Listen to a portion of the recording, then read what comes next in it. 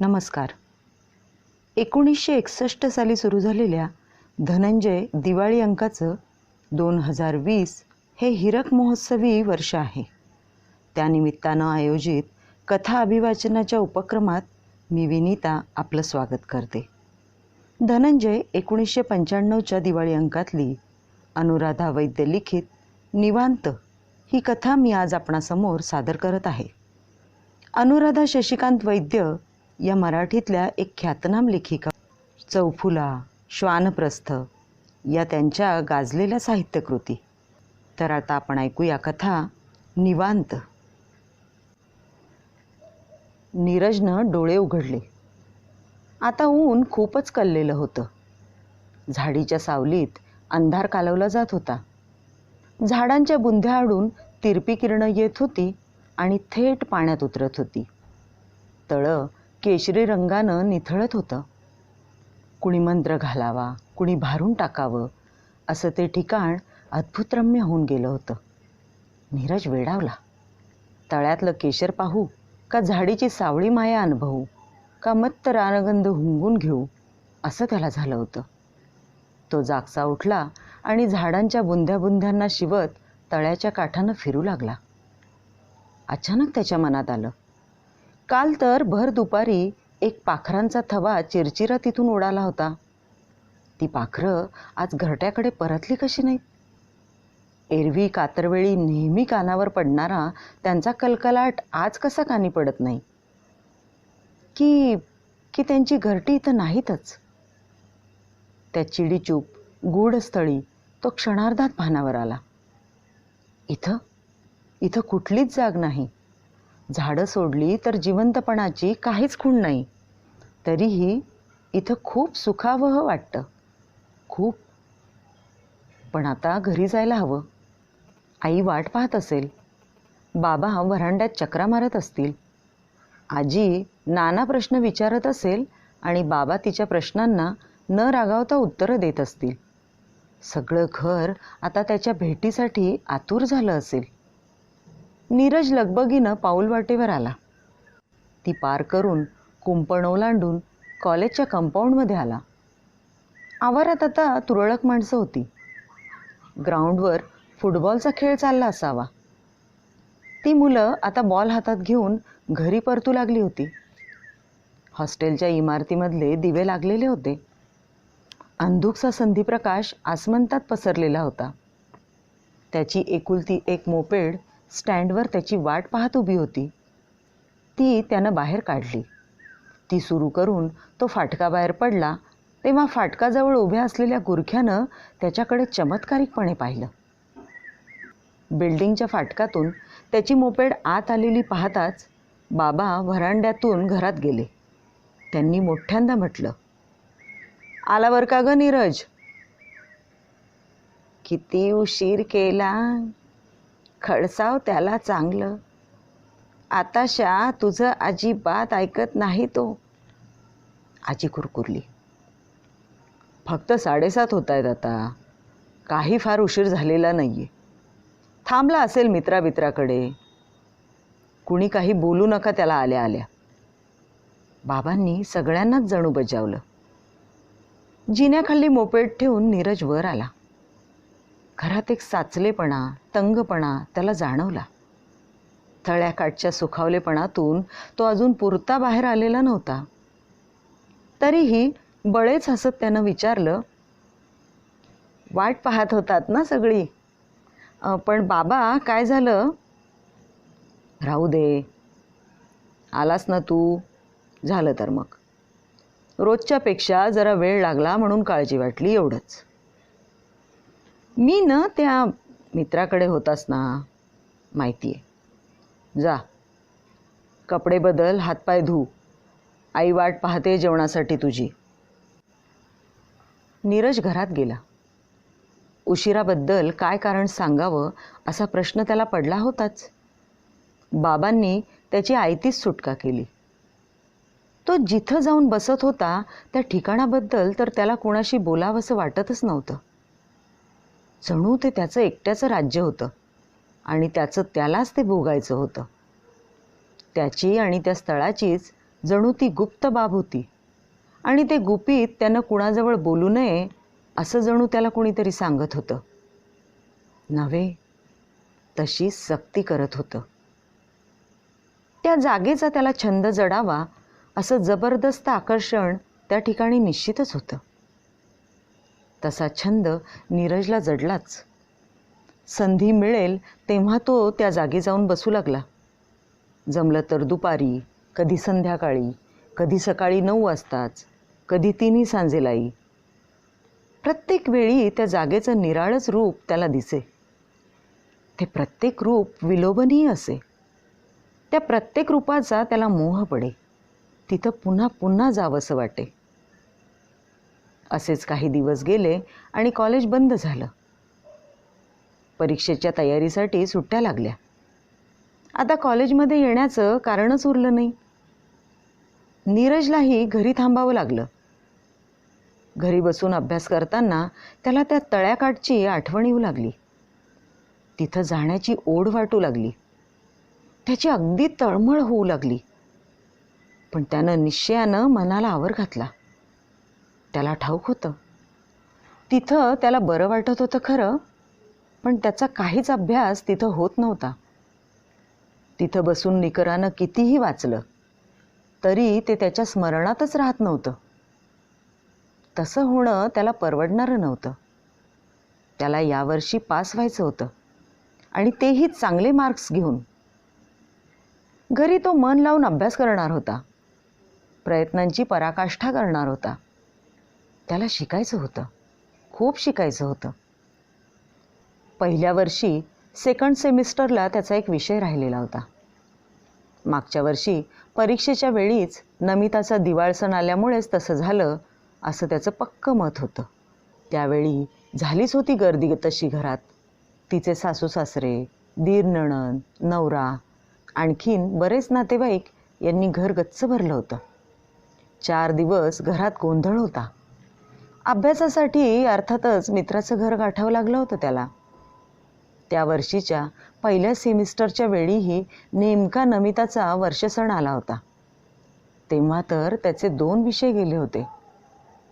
यावर्षी ऑक्टोबरमध्ये राहिलेला विषय निघेपर्यंत केवढा ताण होता त्याच्या मनावर. आता यावर्षी मात्र एक सुद्धा विषय राहू द्यायचा नाही.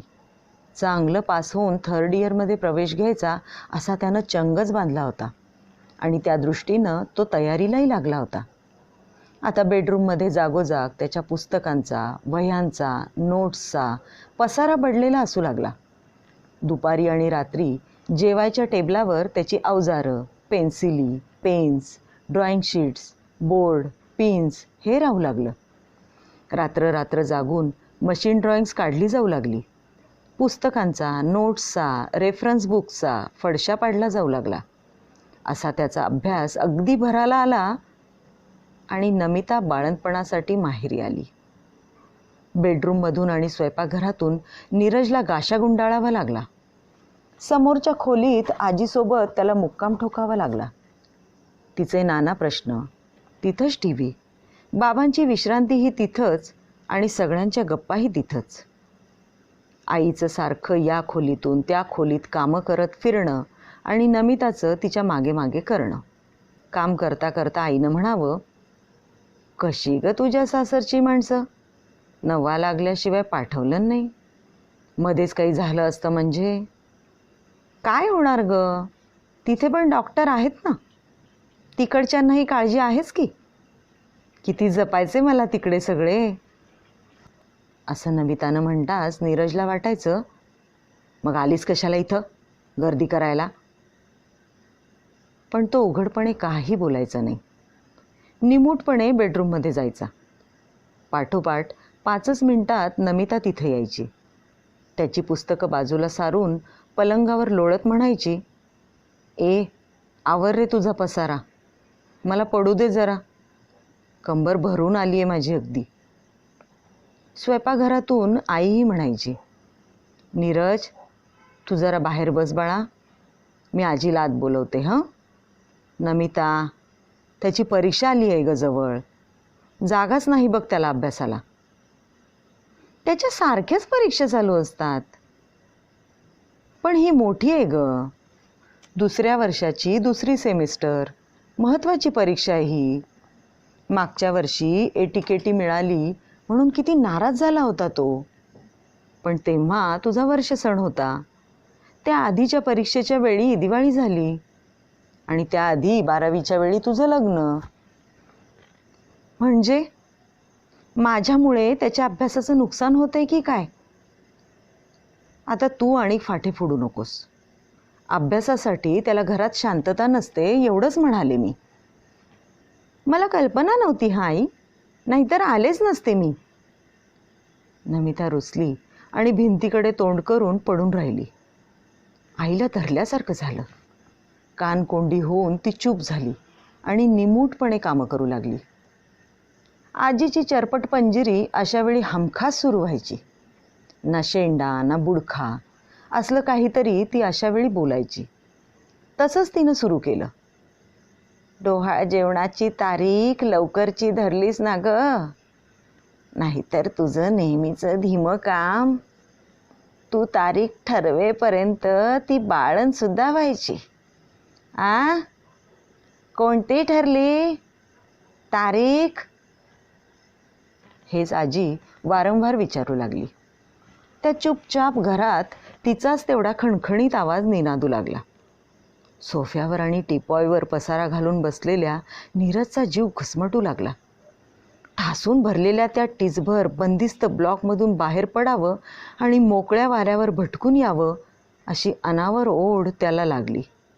तो उठला. त्यानं बाहेर जायचे कपडे चढवले. अभ्यासाचं सामान सॅकमध्ये कोंबलं आणि पायात चपला सरकवून तो घराबाहेर पडला. दाराचा आवाज ऐकून बाहेर आलेल्या आईनं विचारलंच, अरे कुठं चाललायस? मित्राकडे ग, तो उत्तरला. बिल्डिंगच्या फाटकाबाहेर पडताना त्यानं खरोखरच मित्राकडे जायचं ठरवलं होतं. मित्राकडे जायचं, पुस्तकं तिथं टाकायची, त्याला बरोबर घेऊन भटकून यायचं आणि थोडा वेळ त्याच्या घरी अभ्यास करायचा असा त्याचा बेत होता. पण तो बाहेर पडला आणि कसा कुणास ठाऊक कॉलेजच्या रस्त्यालाच लागला. कॉलेजच्या आवाराच्या उघड्या गेटमधून त्यानं मोपेड आत नेली, स्कूटर स्टँडवर उभी केली. मग कॉलेजच्या मुख्य इमारतीला आणि हॉस्टेलला वळसा घालून तो मागच्या बाजूला आला. मागच्या बाजूच्या कुंपणाच्या वाकवलेल्या तारांकडे पाहू लागला. मनात आत आत कोणीतरी त्याला म्हणू लागलं, मागे फिर, मुकाट्यानं मागे फिर. पण मन हट्ट करू लागलं. तळ्याकाठी चल चल म्हणू लागलं. अखेर हट्टी मनानं नीरजवर ताबा मिळवला.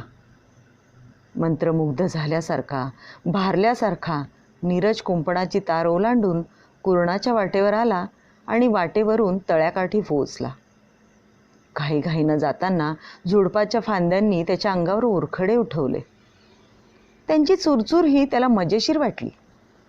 त्यानं सॅक खाली ठेवली, चपला काढल्या आणि पाऊलभर पाण्यात उभा राहिला. त्याच्या तळपायातून एक थंडगार गोड शिरशिरी मस्तकापर्यंत सरसरत गेली. त्याचं शिणलेलं मस्तक एकदम विसावलं. वाऱ्याच्या झुळका येऊन त्याची जुल्फ कुरवाळून गेल्या. जणू कुणी त्याला थोपटलं. मग किंचित वारा सुटला आणि एक हलकीशी शीळ आसमंतात घुमली. त्याला जाणवलं, इथंच कुठंतरी कळकाचं बेट असणार. तिथूनच आलेली ही मधुर शीळ. झाडांच्या बुंध्यांना स्पर्श करत तो त्या दिवसासारखा तळ्याच्या काठानं फिरू लागला. लांब त्याला खरोखरीच कळकाच्या उंच काठ्या दिसल्या. त्यांचा वेध घेत तो पुढे गेला तर त्या कुठं नाहीशाच झाल्या. तो जिद्दीनं त्या शोधू लागला. जो जो शोधू लागला तो तो त्या दाट झाडीत हरवू लागला.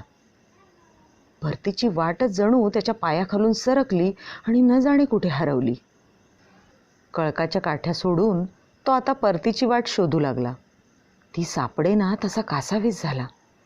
त्याच्या डोळ्यापुढे घर दिसू लागलं. एवढ्यात तो चिरपरिचित पाखरांचा थवा त्याच्या डोक्यावरून अंतराळात कुठेसा झेपावला. जीवाच्या आकांतानं ओरडतच जणू. त्यानं सभोवार पाहिलं. हिरवी कंचराई, मत्त गंध, चमचमणारं निळं पाणी, घनदाट सावली आणि नितळ निवांतपण. तरीही ते पक्षी इथून घाईनं उडावे. घाबरले तर नव्हते ते, पण का? भरभर पावलं टाकत त्यानं तळ्याभोवती चक्कर मारली आणि एका झाडाखाली त्याला त्याची सॅक आढळली. हत्तीच्या, इथूनच तर आहे परतीची वाट. मीच पुढे गेलो आणि मीच घाबरलो वेड्यासारखा. त्याला स्वतःच्या भित्रेपणाची गंमतच वाटली. त्यानं मग सावकाश सॅक पाठीशी लावली, पायात चपला घातल्या. जणू रुळलेल्या वाटेनं तो परत निघाला. घाणेरीच्या गचपणाबाहेर येता येता वळून त्यानं तळ्याकडे पाहिलं. तळ्याचं रूप आता बदललं होतं. उतरणाची पिवळी धम्मक उन्हं पानाच्या जाळीतून घुसून तळ्यात उतरत होती. पाणी विलक्षण तेजाळलं होतं आणि उतरत्या उन्हातले धुलीकण तऱ्हेतऱ्हेचे रंग धारण करत होते. ते दृश्य डोळ्यात साठवून तो चालू लागणार, तोच कुठल्याशा लांब पानाच्या झाडातून टाळी वाजल्यासारखा आवाज आला. त्यानं दचकून पाहिलं. भिजलेली चांदीची घुंगरं वाजावीत तसं कुणाचं तरी हास्य किणकिणलं. शेवरीच्या वाळलेल्या शेंगा असणार, तो धिटाईनं पुटपुटला. तोच ती मगाचीच पानं त्याची गंमत केल्यागत टाळ्यावर टाळ्या वाजवल्यासारखी वाजू लागली. त्यानं निरोप घेतल्यासारखा हात उंचावला आणि वेळ न दवडता तो पाऊल वाटेवरून परतू लागला. दारात उभी राहून नमिता त्याचीच वाट पाहत होती. पायऱ्या चढून तो दाराशी येताच ती म्हणाली, आलास एकदाचा? दुपारी गेलास तो दिव्यात वाद घालून आला. होय, कुठे होतास एवढा वेळ? हे म्हणता म्हणताच ती दारातून बाजूला सरली. तो घरात येत असतानाच आईनं म्हटलं, आल्या आल्या त्याला धारेवर धरू नकोस ग. मित्राकडे जातो म्हणाला होता ना तो. तिथं बसले असतील अभ्यास करत. लागला असेल वेळ. तू ये रे आत, चहा ठेवलाय बघ. आईनं दिलेला चहा जेवणाच्या टेबलाशी बसून तो घेऊ लागला. तेव्हा नमिता जवळ येऊन म्हणाली, नीरज, असा दिवसभर घराबाहेर राहत जाऊ नकोस बाबा. मला फार अपराधी वाटतं. हवं तर तू बेडरूममध्ये बसत जा अभ्यासाला. मी बाहेर सोफ्यावर नाही तर स्वयंपाकघरात बसत जाईन. झालं? बोलताना शेवटी तिचा स्वर रुद्ध झाला. नीरजला तिची कीव आली आणि स्वतःचा रागही आला. इतकी घरातली माणसं त्याची वाट पाहत होती, काळजी करत होती. माहेरपणाला आलेली त्याची एकुलती एक बहीण त्याच्यासाठी ताटकळत होती आणि तो खुशाल त्या तळ्याच्या काठी रिकामटेकडा हिंडत होता. अपराधीपणे त्यानं नमिताला म्हटलं, अगं नाही, असलं काही तू करू नकोस. अभ्यासाला बसण्याचा एवढा काही प्रॉब्लेम नाहीच आहे. तो कुठेही होईल, घरी, मित्राकडे, बागेत. जेव्हा जिथं मला सोयीस्कर होईल तिथं मी बसेन. तू काळजी करू नकोस आणि कृपा करून रडू बिडू नकोस बाबा. घे, हा चहा घे अर्धा कप. आता चालतो ना माझा उष्टा का नाही? त्याच्या हातातला चहा घेत अश्रू भरल्या डोळ्यांनी ती उन्हा पावसाचा खेळ चालल्यागत हसली. तिनं आणि नीरजनं लहानपणी चिमणीच्या दातांनी वाटे करून खाल्लेल्या गोरख इमलीची तिला आठवण झाली. पुढच्या खोलीतून आजी काहीतरी विचारत होती, ते ऐकण्यासाठी ती तिकडे गेली. जेवण झाल्यावर खूप उशिरा रात्री नीरज स्वयंपाकघरातल्या टेबलावर अभ्यासाला बसला. नीट ओळीनं ठरवून असा काही अभ्यास त्याला सुचतच नव्हता. त्यानं आधी ड्रॉइंग शीट्स टेबलावर पसरली, खाडाखोड करत काहीतरी रेखाटलं. मग ते मनासनं येऊन त्यानं हाताशी येईल ते पुस्तक उघडलं आणि ते वाचायचा निकरानं प्रयत्न करू लागला. पण काही म्हणता काहीच त्याच्या डोक्यात शिरेना. त्याला सतत ती कुरणातली वाट, ती झाडी, ते घाणेरीचं गचपण, चिरचिरत जाणारा पाखरांचा थवा, चमचमणारं पाणी, झाडीतून उतरणारी उन्हं, थंडगार सावलीत शिवाशिवीचा खेळ खेळणारे कवडसे, हेच आठवू लागलं. त्यानं ते सगळं मनाआड करायचा प्रामाणिक प्रयत्न केला. मनोमन त्यानं ठरवलंही की उद्यापासून त्या जागेकडे मुळीच फिरकायचं नाही. तसं ठरवून तो कसोशीनं आपलं लक्ष पुस्तकात घालत असतानाच त्याला वाटून गेलं, तिकडून परतताना कुणी टाळ्या वाजवते असं वाटलं आणि आणि हसलेही कुणीतरी खळखळून. कोण बरं? कोण असावं ते? म्हणजे तिथं तर आजपर्यंत कुणालाच पाहिलेलं नाही आपण. मग ते तसं मधुरसं हसलं कोण? कोण? दुपारी आजी आणि नमिता पुढच्या खोलीत टी व्ही पाहत होत्या. आई स्वयंपाकघरात बसून काहीतरी निवडत होती. नीरजचा बेडरूममध्ये अभ्यास चालला होता. 2:30-3चा सुमार झाला आणि त्याला अचानक वाटलं, तिकडे जायला हवं. त्या तळ्याकाठी पोहोचायलाच हवं. जाणं अगदी आवश्यक आहे. जावं नव्हे, जायलाच हवं. पुस्तकं फेकून तो ताडदिशी उठला. बेडरूमचं दार उघडून बाहेर आला. त्याला असं अचानक बाहेर आलेलं पाहून आईनं विचारलं, तुला चहा हवाय का? आता करणारच होते मी. बाबा येतीलच आता.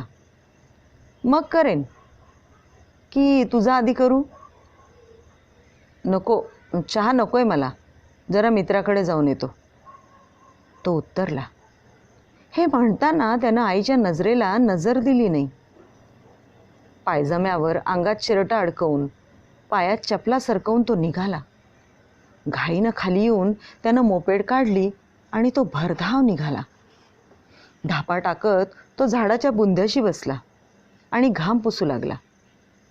डोळे मिटून क्षणभर बसल्यावर त्याच्या चित्तवृत्ती फुलून आल्या. लढिवाळपणे कुणीतरी अंगाशी झोंबावं तशी एक वाऱ्याची सुगंधी झुळूक आली आणि त्याच्या अंगाला विळखून गेली. त्या उन्मादक रानगंधानं तो वेडापिसा झाला. उत्तेजित होऊन तो उठला आणि सवयीच्या घरात वावरावं तसा तळ्याच्या काठानं झाडांना स्पर्श करत हिंडू लागला. तो तसा हिंडू लागताच ती तांबडी पानं टाळ्या पेटू लागली. त्या टाळ्यांमध्ये हाक्याची किणकिणही मिसळली. तो पुढे गेला की त्याच्या मागून टाळी वाजे. त्यानं मागे वळून पाहिलं की त्याच्या पुढून हास्याची लकेर येई.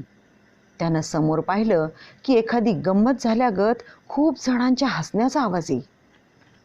कण्हेरीची लांब पानं, घाणेरीची खरखरीत पानं, मोठाल्या वृक्षांची नितळ, चकचकीत, तेलकट पानं, मध्येच उपटलेल्या बकाव्या लिंबाची फताडी पानं, तळ्याच्या त्या टोकाला असलेल्या पाण्यात पाय सोडून बसलेल्या वडाची काळपट, हिरवी, जाड पानं आणि लाल लाल फळं. तिथं किलबिलणारी इवलेली पाखरं, लाल चोचींचे राघू, पिवळ्या पायांच्या साळुंख्या, पिटुकल्या चिमण्या, कर्कश ओरडणारे कावळे, भारद्वाज, सुतार, कोकिळा. त्याला आश्चर्य वाटलं. आज एवढी पाखरं कशी काय इथं? त्यानं मजेनं तळ्याला विचारलं, काय रे, या पाखरांना का बोलवलेस? मला त्रास होईल ना त्यांच्या आवाजाचा. मला शांतता हवी आहे ना.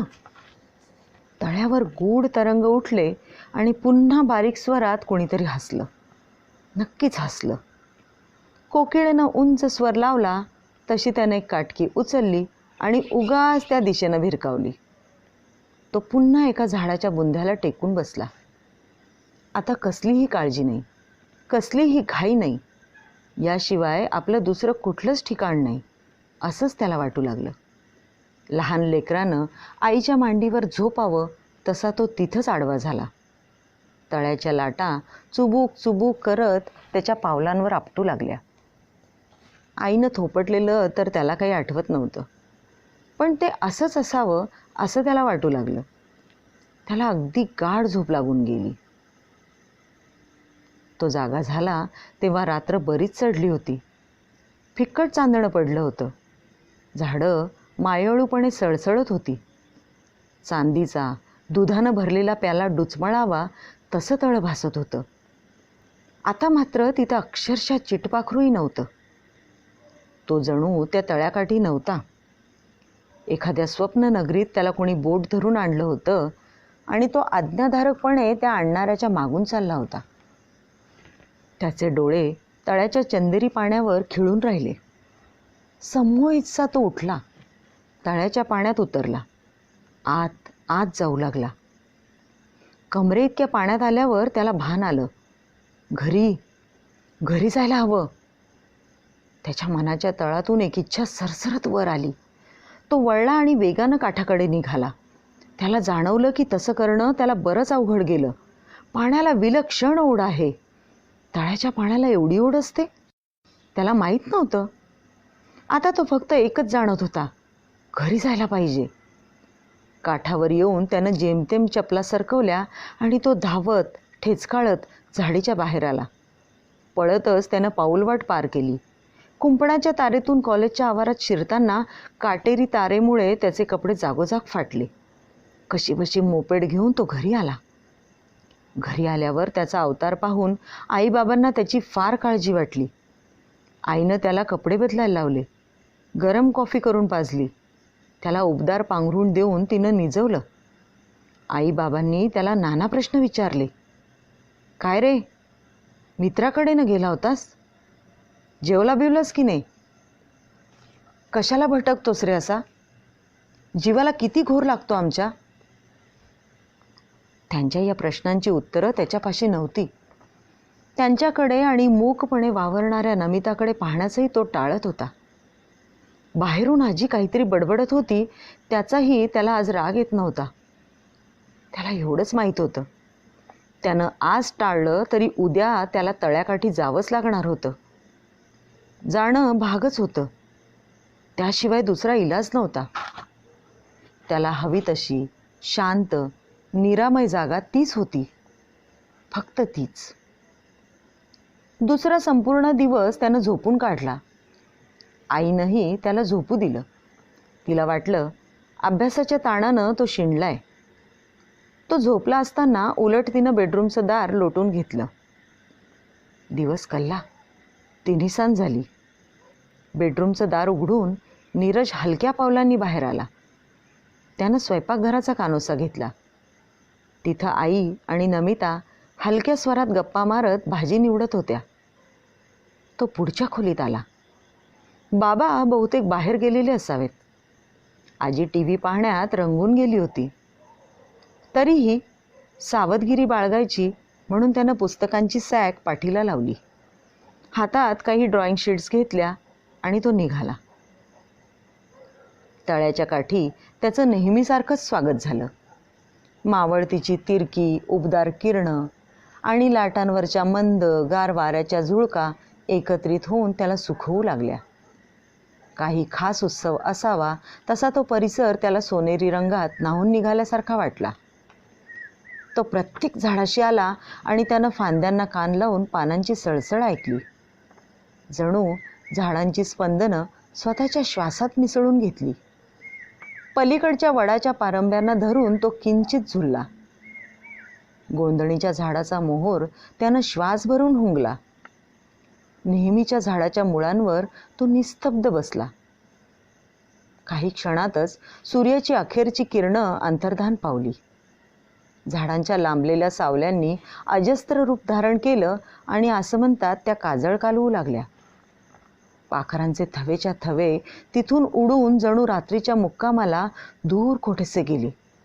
जाताना कलकलाट करून जणू नीरजला सुचवून गेले, बघ, क्षितिजाच्या कडा अजूनही तांबूस आहेत. जा जा, इथून बाहेर पड. आता घरी जावं असं नीरजलाही वाटत असतानाच पूर्ण चंद्रबिंब आकाशात वर चढलं. काळोख्या तळ्यावर त्यानं चंदेरी मुलामा चढवला. मग भूलभुलैया सुरू झाला. कधी कुठे टाळ्या वाजत, कुठे शीळ ऐकू येई, कधी हसणं कानी पडे. मंद वाऱ्यानं झाडं डोलू लागली आणि तळ्याचं पाणी पाळण्यागत झुलू लागलं. त्यात स्वतःला झोकून देण्याचा अनिवार्य मोह नीरजच्या ठायी निर्माण झाला. तो उठला आणि तळ्यात शिरला. पाण्याचा सुखकारक स्पर्श अनुभवत आत आत खोल जाऊ लागला. गळ्यापर्यंत पाणी आल्याबरोबर तो जागा झाला. त्याला आईबाबा आठवले, म्हातारी आजी आठवली, वाट पाहणारी अवघडलेली नमिता आठवली आणि आभा. तिच्याशी तर अजून नीट ओळखही झालेली नाही. आत्ता तर कुठे ती त्याला आवडू लागली आहे. तो माघारी फिरला आणि सगळी शक्ती एकवटून काठाकडे जाऊ लागला. पण आज पाण्याला भयंकर ओढ होती, भयंकर. पाणी त्याला आत लोटू लागलं पाण्यात एकाएकी प्रचंड लाटा उठल्या. त्याच्या डोक्याच्याही वर उसळणाऱ्या लाटा त्याला बुडवायचा चंग बांधल्यासारख्या रोरावू लागल्या. काठावर मंद झुलणाऱ्या झाडांनी आता रूप पालटलं. सोसाट्याच्या वादळात सापडल्यासारखी ती पिसाटागत अंग घुसळू लागली. 7 मजली आवाजात कुणीतरी खदाखदा हसू लागलं. कडाडून टाळ्या पिटू लागलं. 2-4 गटांगळ्या खाऊन नीरज पार तळाशी पोचला. तळ्यात खोल खोल बुडाला. खोल खोल बुडाला. कॉलेजच्या आवारात पोलीस नीरजच्या मोपेडपाशी तपास करत घोटाळत होते. बाबा दीनवाणेपणे त्यांच्या मागोमाग फिरत होते. प्रिन्सिपल आणि प्राध्यापक विद्यार्थ्यांची गर्दी हटवत होते. आभा रडत होती. नीरजचा तपास काही लागत नव्हता. त्याची मोपेड आणि तीवर लटकवलेली सॅक बेवारशासारख्या स्टँडवर पडून होत्या. कुंपणापलीकडे कुरणाच्या वाटेच्या टोकाला, झाडीच्या गचपणात, तळ्याच्या काठी एक नीरजच्या चपला सोडल्या तर बाकी सगळं पूर्वीसारखंच होतं. पूर्वीसारखंच, निवांत, समाप्त. आताच आपण ऐकलीत अनुराधा वैद्य लिखित निवांत ही कथा. या कथेची अभिवाचक मी विनीता आपला निरोप घेते. या मालेतील अन्य कथांचाही आस्वाद घ्यायला विसरू नका धनंजयच्या यूट्यूबवर. धन्यवाद.